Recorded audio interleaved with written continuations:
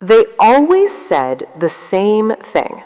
Calm down, you're overthinking, you're just being emotional.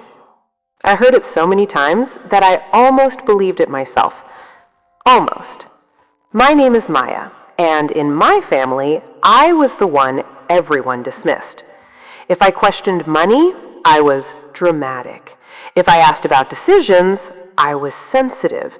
If something felt wrong, they smiled and said, "You imagine problems where none exist." For years, I stayed quiet.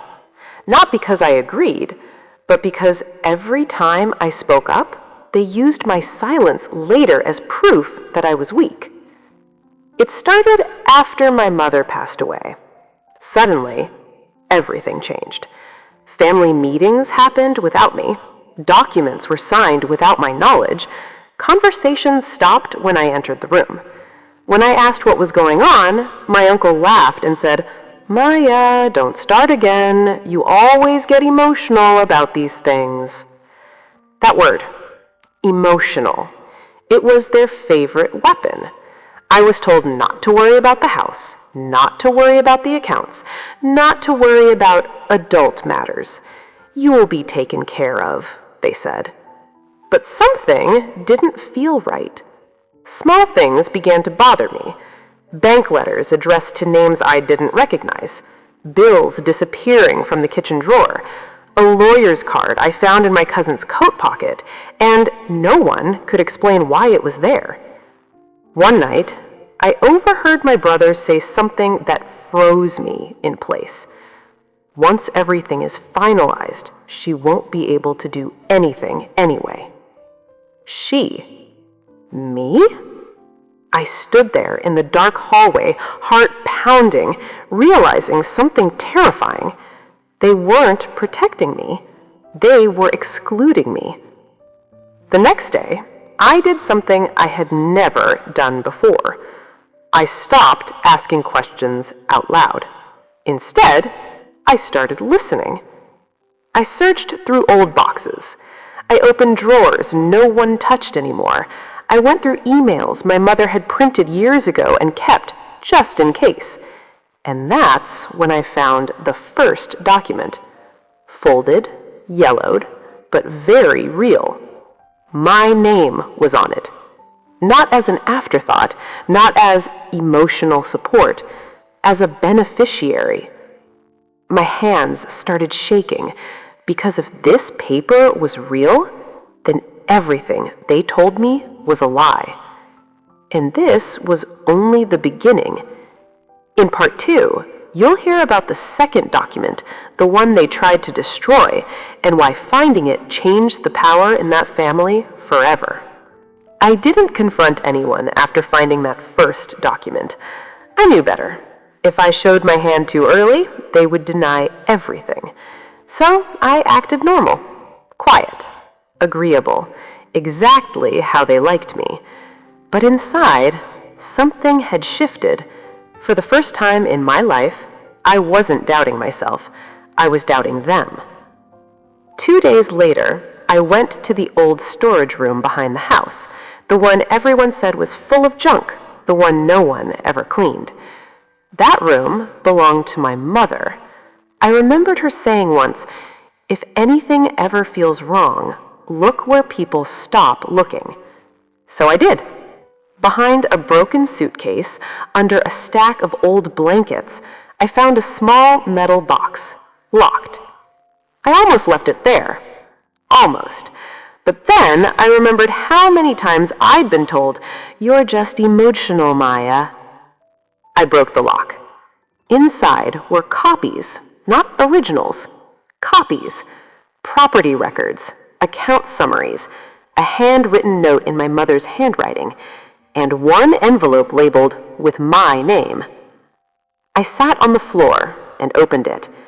The note said, "They will try to make you feel small so you won't fight back. Don't believe them. The truth is already written." My chest felt tight because she knew. My mother knew exactly what would happen after she was gone. The documents inside the box showed everything clearly. Dates, signatures, percentages, assets that were quietly transferred, accounts that were emptied slowly so it wouldn't look suspicious, decisions made on my behalf without my consent. And the worst part? They'd started this before my mother even passed away. That night, I realized something painful but freeing. I wasn't being emotional. I was being manipulated. Every time I questioned them, they used my feelings against me, not to protect me, but to control me.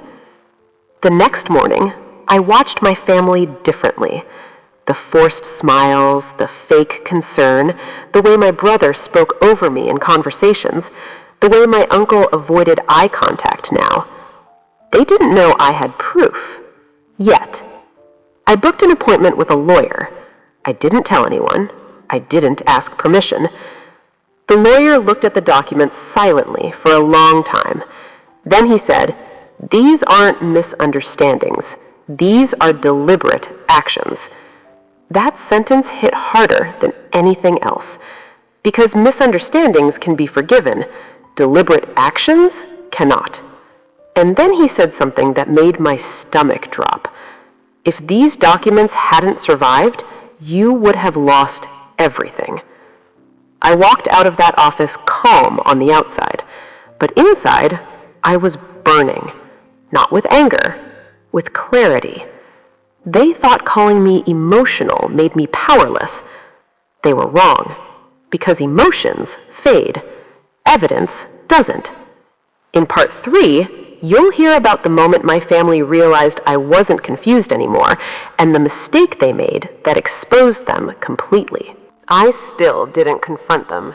That was the part they never expected.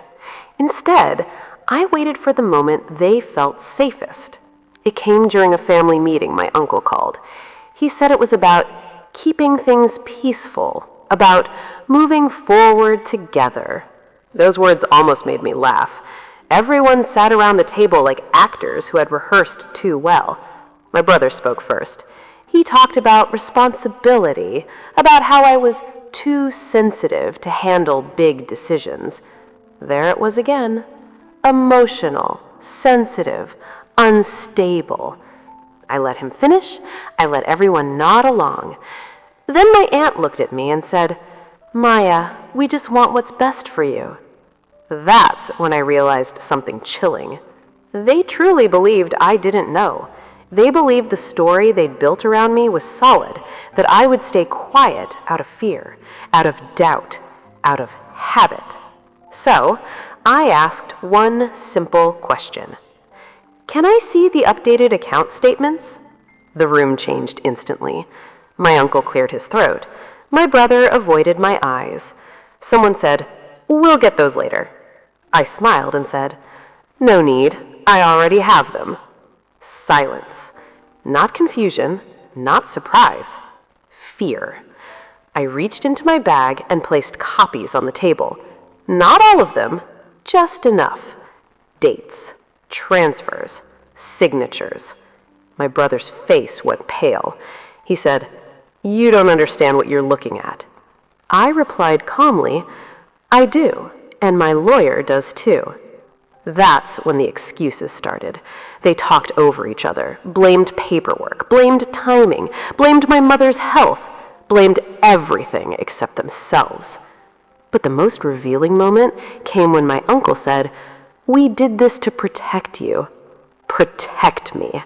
By hiding the truth? By erasing my name? By treating me like I wasn't capable of understanding my own life? I stood up. My voice didn't shake. My hands didn't tremble. I said, "You didn't protect me. You protected yourselves." No one argued after that, because they knew. And then I told them the one thing that changed everything. I haven't shown you everything yet.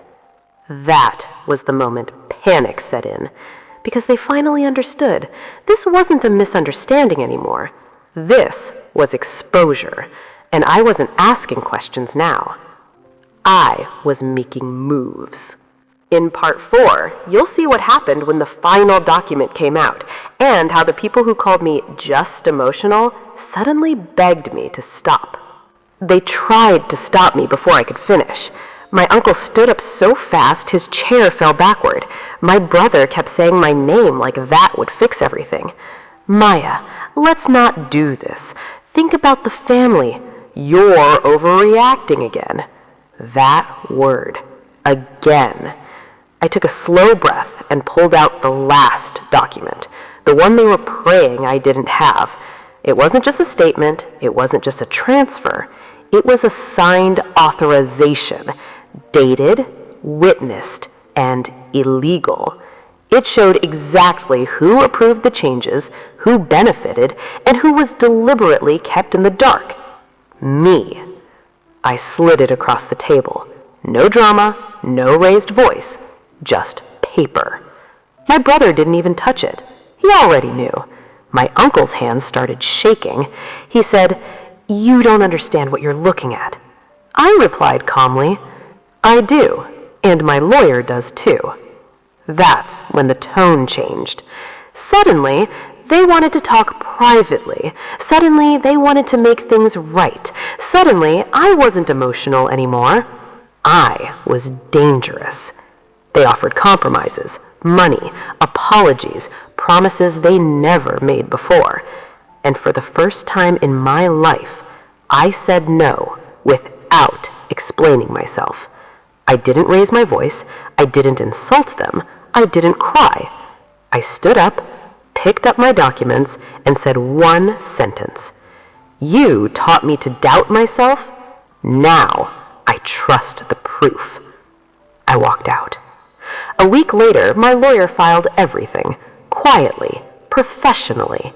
There were no dramatic confrontations after that, no yelling, no public scenes, just consequences. Accounts were frozen, assets were reviewed, stories changed, and the same people who called me just emotional suddenly couldn't stop asking how I knew so much.